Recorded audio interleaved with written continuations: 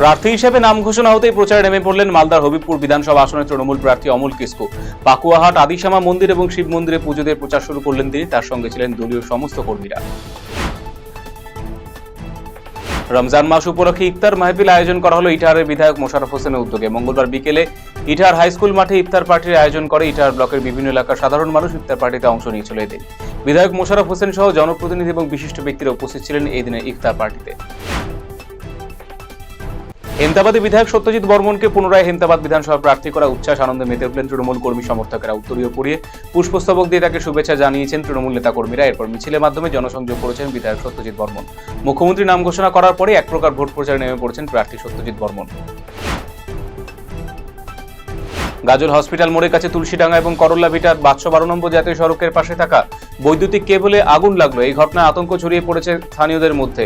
অনেকেই ঘটনাস্থলে জমায়েত হন। খবর পেয়ে দ্রুত ঘটনাস্থলে আসে গাজল ইলেকট্রিক অফিসের কর্মীরা। দ্রুত আগুন নেভানোর চেষ্টা করেন তারা। বিভিন্ন দল ছেড়ে ইটাহারে তৃণমূল কংগ্রেসে যোগদান করা হলো। দুর্লভপুর অঞ্চলের নন্দনগ্রামে নিয়তি পাহান পঞ্চায়েত সদস্য সহ বেশ কিছু সমর্থক নিয়ে তৃণমূল কংগ্রেসে যোগদান করেছেন। ইটাহারের বিধায়ক মোশাররফ হোসেনের উপস্থিতিতে এদিন যোগদান কর্মসূচি অনুষ্ঠিত হয়। দলীয় পতাকা তাদের হাতে তুলে দিয়েছিলেন ইটাহারের বিধায়ক মোশাররফ হোসেন।